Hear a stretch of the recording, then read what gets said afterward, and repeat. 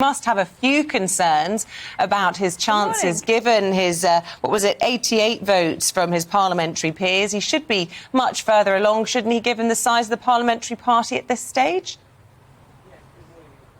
No, he's got over a quarter of the parliamentary party backing him. There was 8 candidates, so if my maths is correct, that's still a very, very good showing for the first round. Him, for you. Sorry, I didn't get that. Why Rishi for you? Why are you ready for Rishi, Gillian Keegan? Well, because I looked very seriously at what we need for the right times. You mentioned before about, Boris for getting Brexit done, etc. You choose the Prime Minister of the times. Right now, we need a serious person for serious times. We have to navigate very difficult economic challenges, mostly globally led, but, or caused or created, but still the inflation being at 10%, cost of living crisis, all of the things we need to do to grow our economy and rebuild post the pandemic. I think Rishi has proven experience of doing that. Now, he didn't have experience when he first became the Chancellor, but as we saw, he was thoroughly tested in that role, and I think he did a brilliant job. He did a brilliant job, obviously, with furlough and basically keeping the businesses in this country going and keeping individuals protected and in jobs. So that is, to me, the best, experience and interview that you could ever have, and we will need somebody with all of those that experience and all of those talents. He's been widely criticised, hasn't he, for also being responsible for increasing national insurance in a country in a time when no other country in Western Europe has been raising taxes, as you say, facing all these challenges at the moment. A lot of people will say that's unforgivable, and also the fact that he was one of those wielding the knife of Boris Johnson last week. Will it wash with the party membership?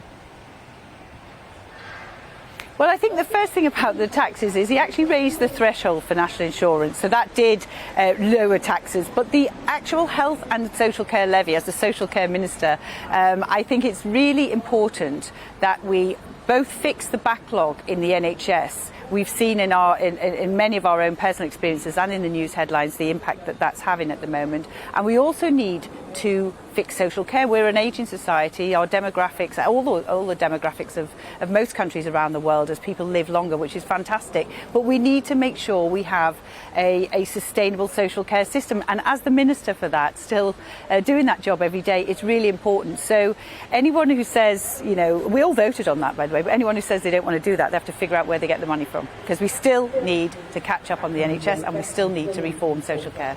But one of the criticisms, certainly of Boris Johnson, but most definitely of Rishi Sunak and what's happened over the last couple of years, is a real sense from the membership of your party that this is not really what you would call a Conservative government anymore. Now, some of the other candidates seem determined to address that. Rishi wouldn't do. Well, no, he would, but what he said is it goes in this order: tackle inflation, tackle the cost of living, grow the economy, and then cut taxes. If you do that the wrong way round, you cut taxes first, you will actually potentially feed into rising inflation and therefore also rising interest rates, which will probably impact people even more. So a lot of the sound economists, know this.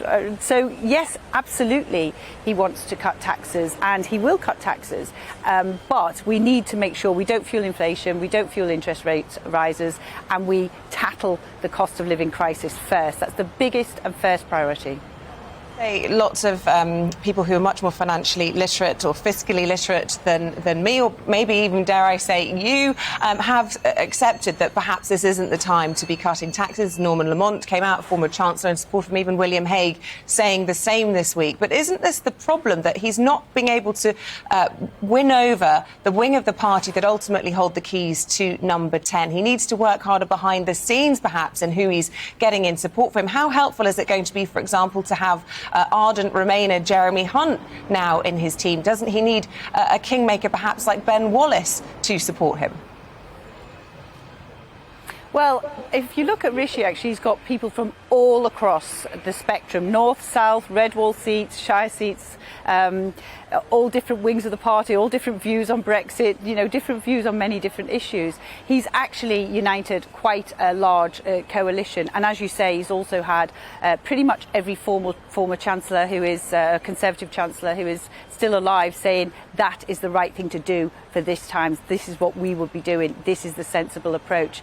In terms of Jeremy Hunt said something I thought was actually quite lovely. He said, you know, I've worked in politics and with lots of people for a long time, and I've never met anybody with as much integrity, trust, and honesty and decency as Rishi Sunak.